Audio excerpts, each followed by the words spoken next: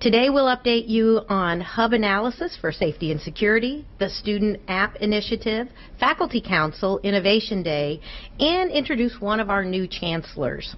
I want to start today acknowledging accolades that our team has received over the past month. Our Senior Vice President and Chief Financial Officer, Matt Hawkins, whom you met in the December Town Hall, was named a Mentor of the Year by College Mentors for Kids and presented with an Inspire Award this past month. Another honor for our team is Vice President for Information Technology, Matt Etchison, who has been selected as a finalist for TechPoint's Mira Award, honoring the best of tech in Indiana. Please join me in congratulating these two individuals for their accomplishments. And let me say, I know there are dozens more across the college who have received and are deserving of awards. Thanks to all who go above and beyond each day to help us achieve the mission of our college. As we look at the many changes and innovations that have taken place in the college over the past year, one important change has been the creation of our Faculty Council to provide an effective faculty governance structure both statewide and at the campus level. I'm pleased to bring Gwen Eldridge, who serves as the Council Chair, to speak with you. Since last June, the Council has been working on a number of projects, and I've asked Gwen to share with you today what the Council has been working on. Welcome, Gwen. Thank you, President Elsperman. It has been my honor to work with a group of outstanding faculty over the past 6 months and to be elected chair of the council. As some of you may know, the Faculty Council was created this past fall. The council is comprised of the 14 President's Award recipients, the statewide Adjunct Award recipient, and 5 faculty representing the 5 new campuses. The council members are a diverse group representing 13 different disciplines. The council has met 3 times since September and has met virtually many times.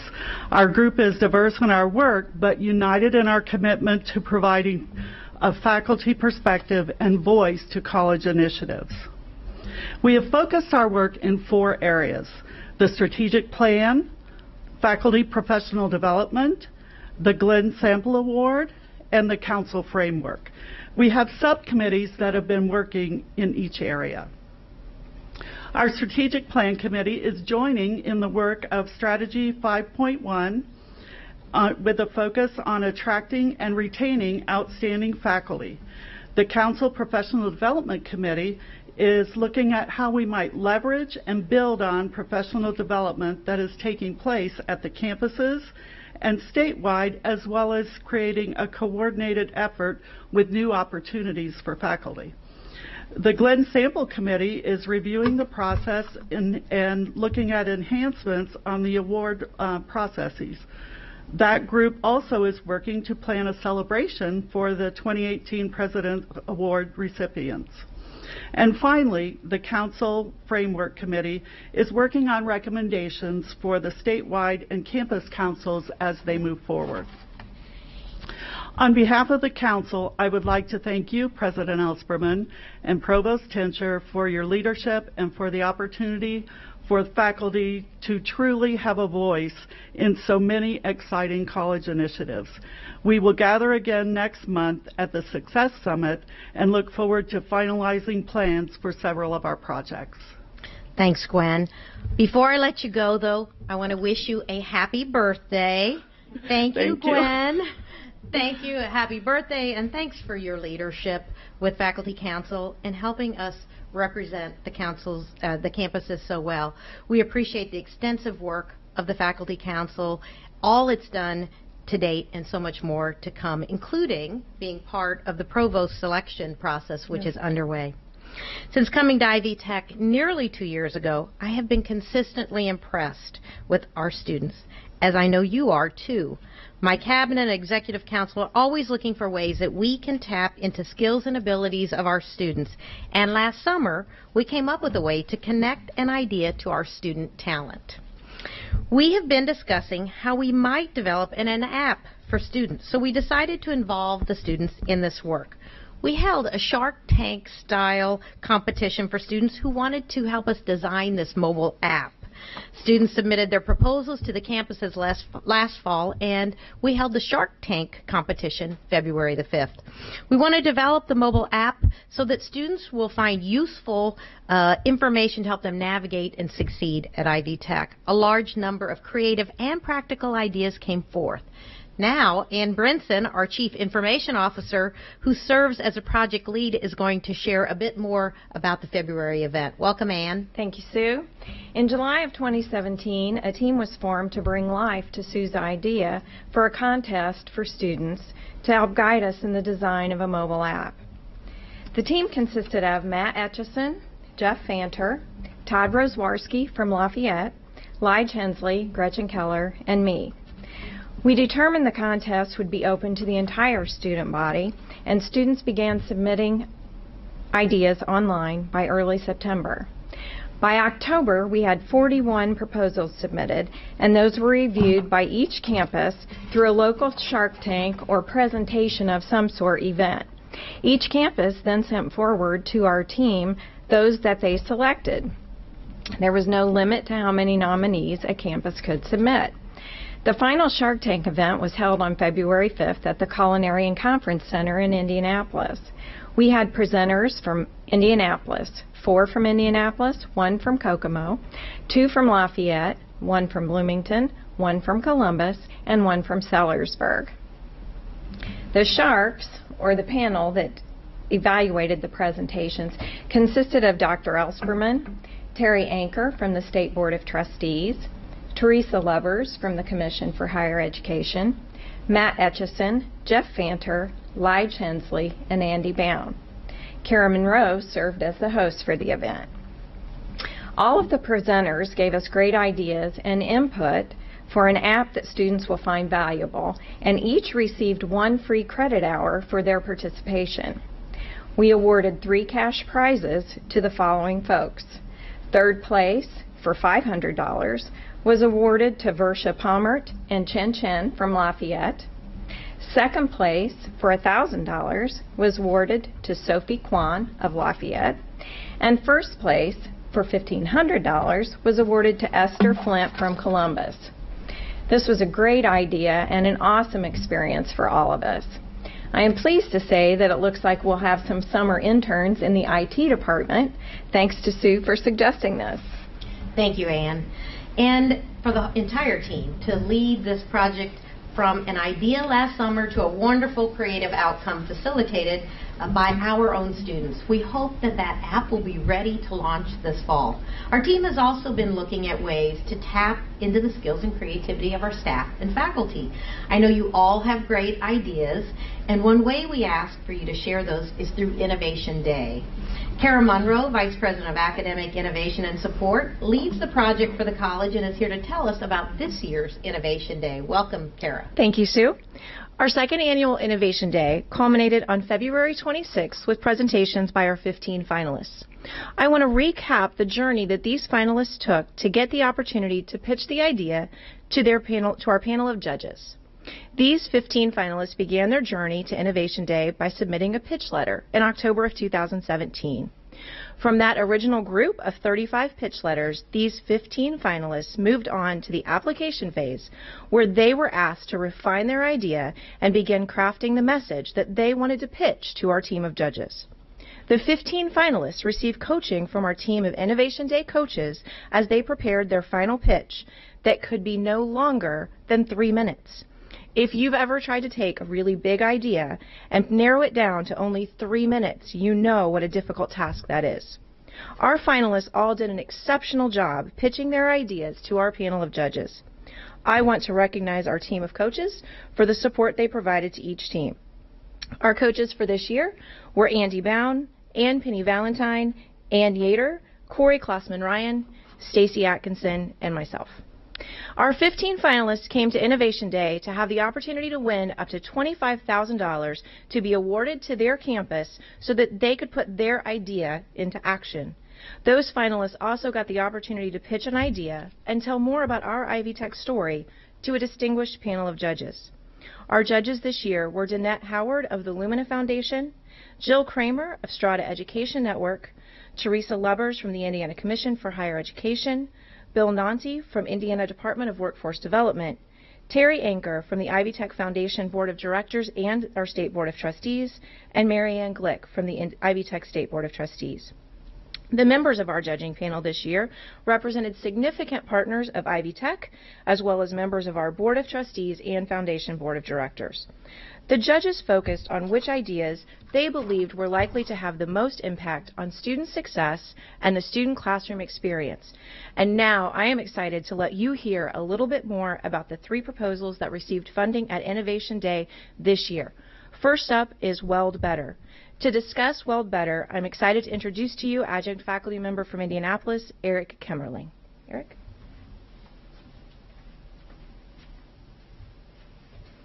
Thank you, Kara. I was inspired to present the Weld Better proposal to improve the quality of the instruction I provide to my classes here at Ivy Tech. As an adjunct faculty member who works daily in industry, I recognize that the welding projects that my students were created were not being assessed in the same way in my classroom that they would be assessed in the workplace. Here at Ivy Tech, my students in Weld 211 weld 6 projects. These projects are currently assessed via placement on a paper form such as the one shown in this image here. As the instructor, the student and I lay the piece that a student creates onto that paper figure to see if the overall shape and components match the form. There's some examples of that. Grading on a scale drawing works for now, but out in industry, what we sell to our customers is always verified by a fixture. So my innovation is to create forms, called a fixture in industry terms, that can be used for the projects in Weld 211 that more closely match what the students will experience in the workplace. Similar to this. This image shows a sample fixture that can be used to assess the students' work in this course. The creation of the fixture involves both design, manufacturing, time, and resources, which is how the funding received from Innovation Day will be used. As you can see, when you grade a project with a fixture, you have a much better idea of whether the 3-dimensional welded piece meets all the necessary standards rather than the 2-dimensional understanding you get now with the paper grading system. Grading projects using a fixture directly supports Ivy Tech's strategic goal plan number 4 and is a part of increasing the work and learning experience of the welding program. Eric, this is really a great idea. The Weld Better innovation is an excellent example of how our adjunct faculty members like you who bring that industry experience into our classrooms every day helps us strengthen the quality of that student experience and to do an even better job of preparing them for their job when they leave us. It's my pleasure now today to present to you on behalf of the Indianapolis campus a check for $5,000 to begin implementation of Weld Better.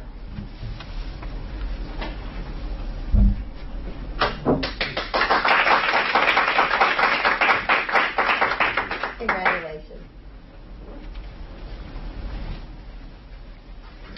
Next, it's my honor to introduce Renee Rule. Renee is going to talk about her winning innovation idea, Teach to Grow.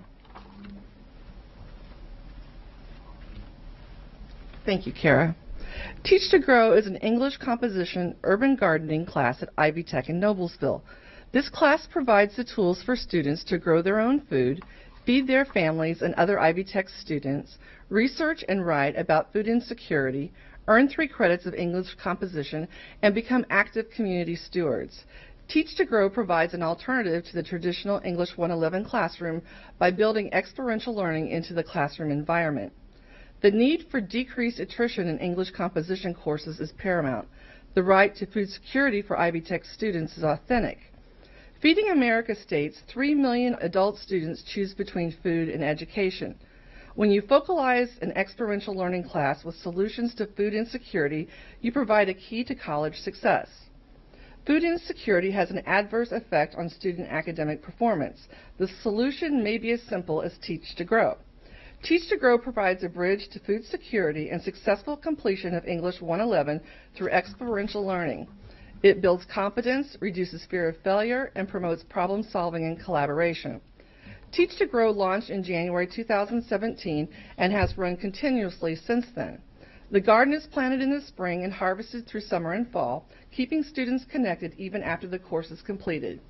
Funding awarded through Innovation Day will be used to expand the size of the garden, which has housed the Noblesville Community Garden, double the distribution of free food, building on the 150 pounds of produce donated in 2017, and build professional development for others who are interested in launching a similar program.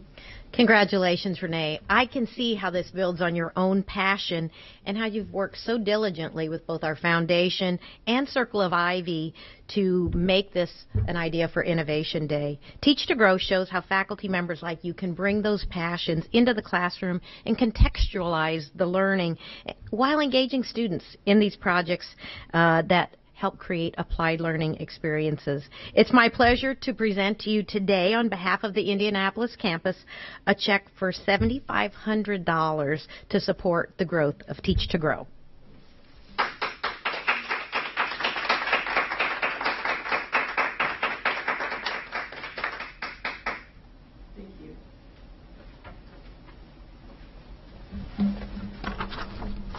And finally, I'd like to introduce Dr. Stephanie Knox. Stephanie's innovation, Educate the Educator, was our grand prize winner at Innovation Day this year. Stephanie?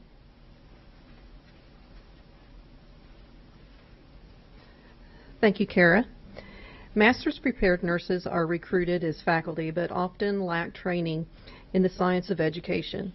A misconception is that nurses educate patients daily, so they are natural educators. However, an expert in practice does not equal an expert educator. Research in Ivy Tech data has shown that it takes as much as 5 years for a master's prepared nurse to become a confident classroom instructor, and that Ivy Tech has a 30% attrition rate for nurse educators. These two factors indicate a need for professional development to ease the frustration that nurses feel when they enter the classroom. The professional development that will be provided as a result of the funding of Educate the Educator will allow new nursing faculty to be assigned both a nurse and education faculty mentor. New nursing faculty will also complete a course on education science that will be designed in cooperation between Ivy Tech nursing faculty and education faculty. New nursing faculty will be provided a time to complete the course, and mentors will be provided with a stipend or download to support their time investment. Innovation Day funding will be used to develop and implement this program on the Madison and Lawrenceburg campuses for all newly hired nursing instructors since 2016. It is hoped that after this pilot offering, evidence will support expansion to other campuses, other programs on campus, and adjunct faculty, with appropriate course variations based on the needs of specific programs.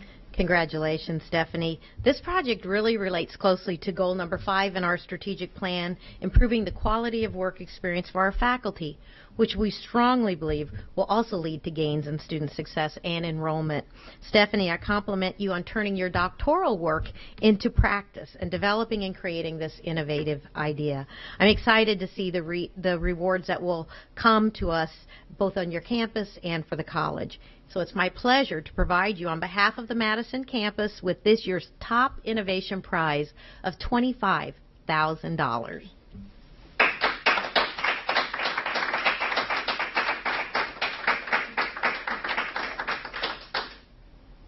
Congratulations.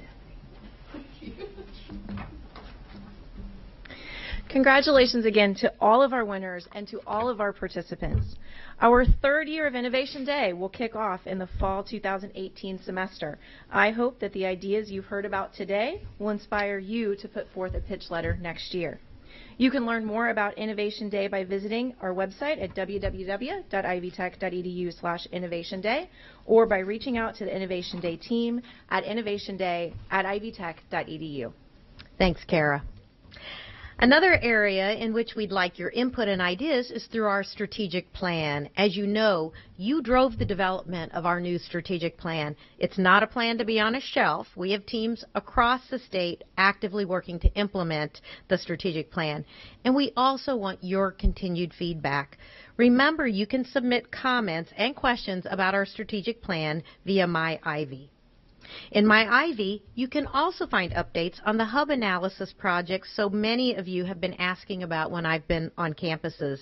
Today I'd like to provide an update on the Safety and Security Hub Analysis process. Back in early March, our COO, Andy Bound, sent an email to all staff sharing that the college's Executive Council had accepted the recommendations of the Safety and Security Hub Analysis Team. That analysis team identified a few opportunities for improvement.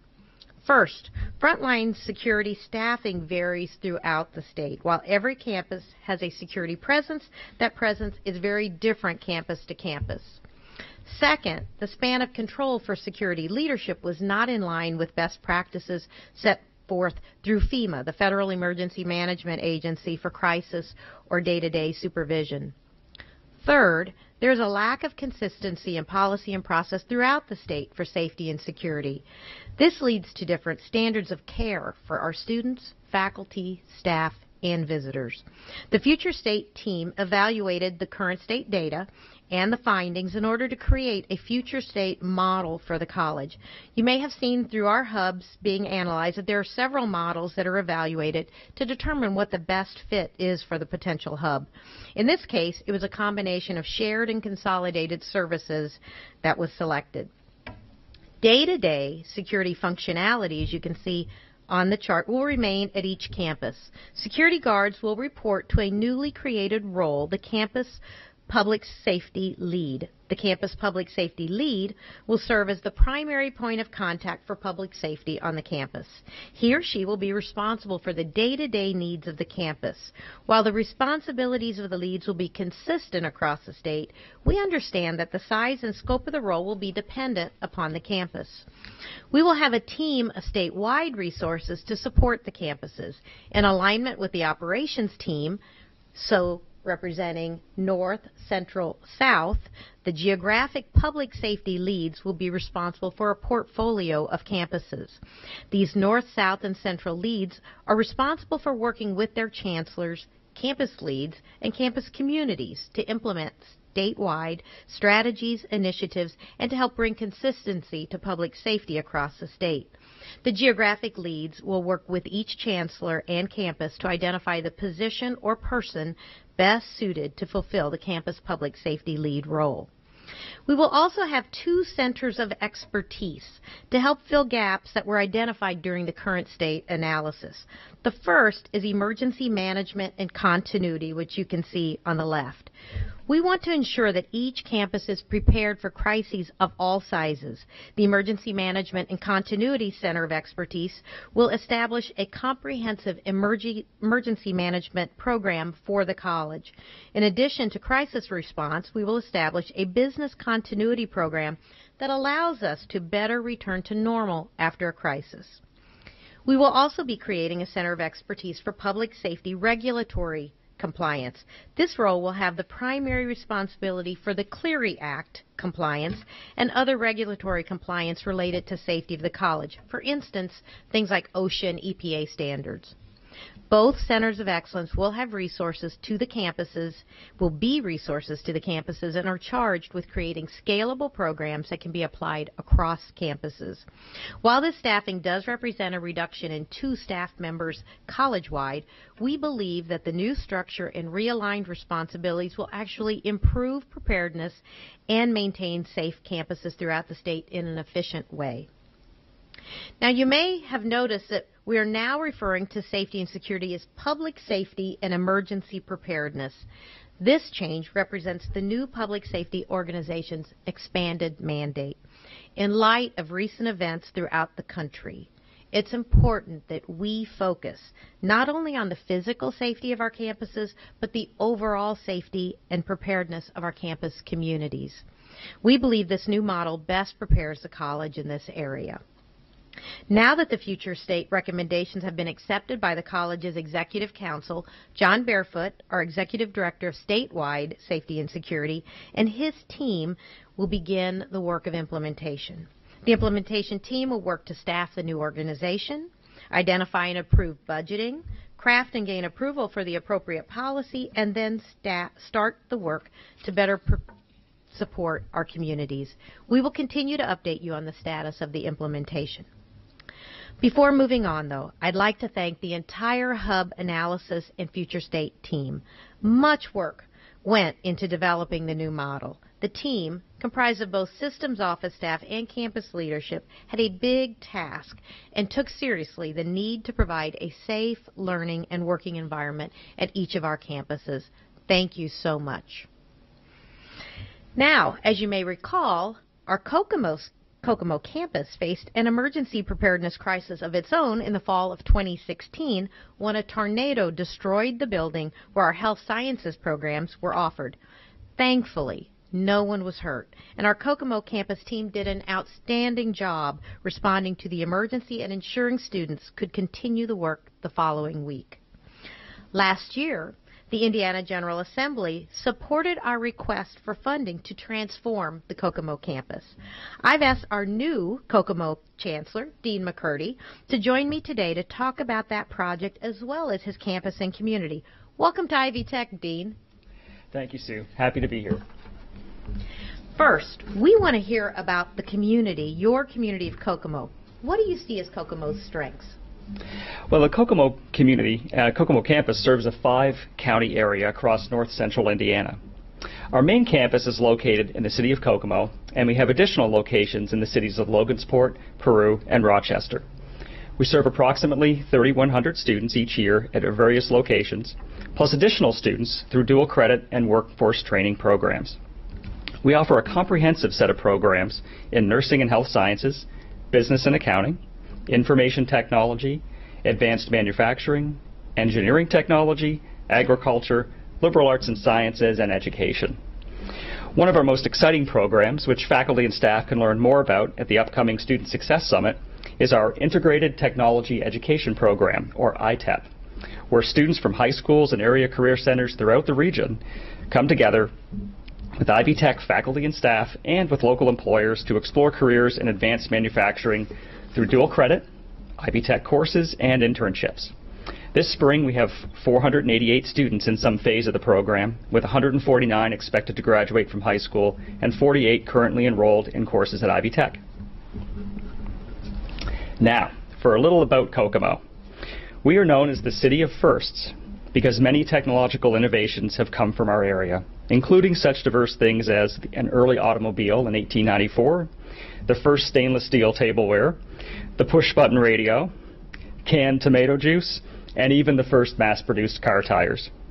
The area is still known for innovation and advanced manufacturing. And today, the city of Kokomo has just under 60,000 residents, and the largest employer in the area is Fiat Chrysler Automobiles, or FCA, which employs over 8,000 people.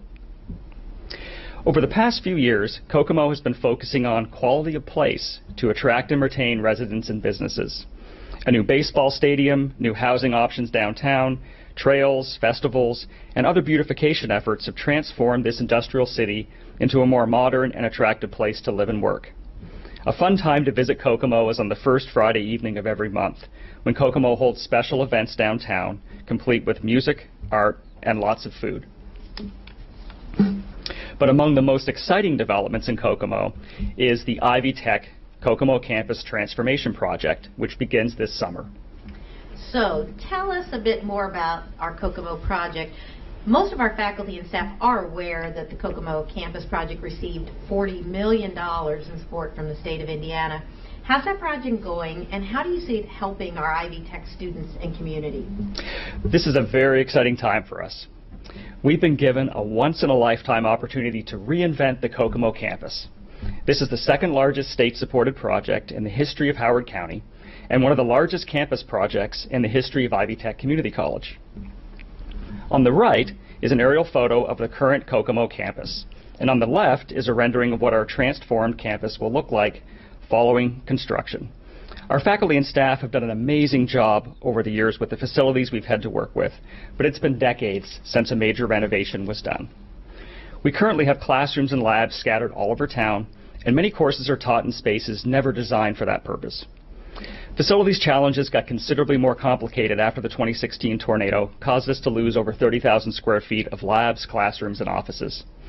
At the moment, for example, we're currently running nursing labs in our student activities lounge. Cybersecurity is taught in the building downtown. We are borrowing space at an area career center to run our dental assisting labs, and our surgical technology programs share space with our foundation and human resources offices. The transformation project will solve these and other challenges and bring programs housed in our various tech buildings, shown on the bottom right of the map, back onto the center of our campus. We will transform a main campus currently made up of a collection of industrial buildings originally designed for access to the street into a cohesive, welcoming, walkable, and state-of-the-art teaching and learning space with a far more compact and efficient campus footprint. With easy access to the highway, this project will also support students from our other sites because many of them will need to travel to Kokomo to complete their programs. Just as the City of Kokomo is focusing on high-quality spaces that work well together, we're doing the same to help meet the needs of our students, faculty, employers, and community. Last month, we launched our capital campaign entitled The Time Is Now. As part of that campaign, we'll be working to raise an additional $3 million from within our community to complete the transformation project. Now, so what will this look like on the ground?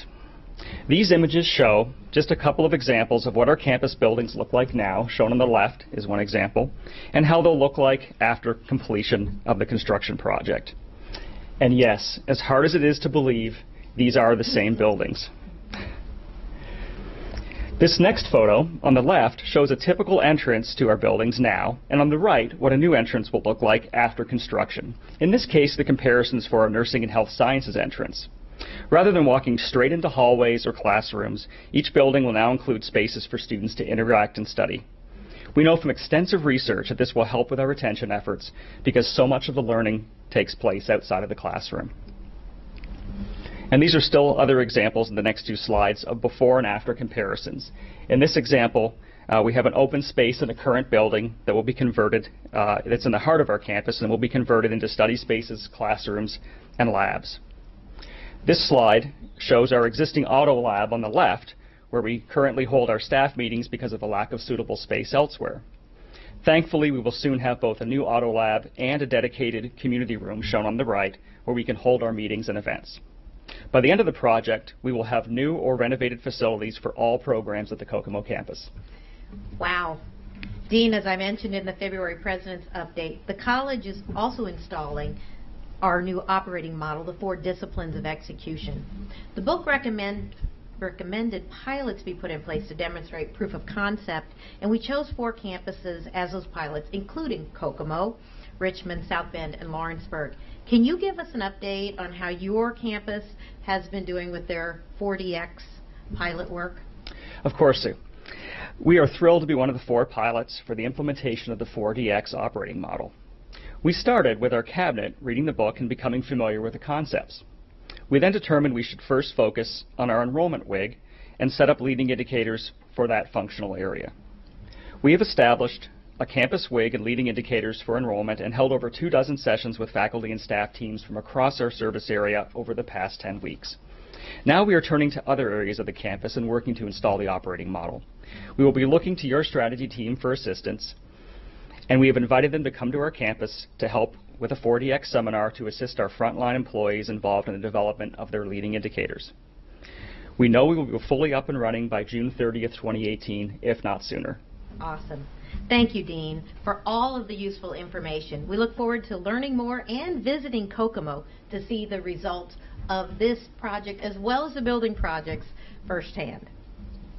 Well, we've covered a lot of ground in this President's Update. I hope everyone has enjoyed their spring break, that you do enjoy your Easter weekend, and look forward to these last few weeks of the spring semester.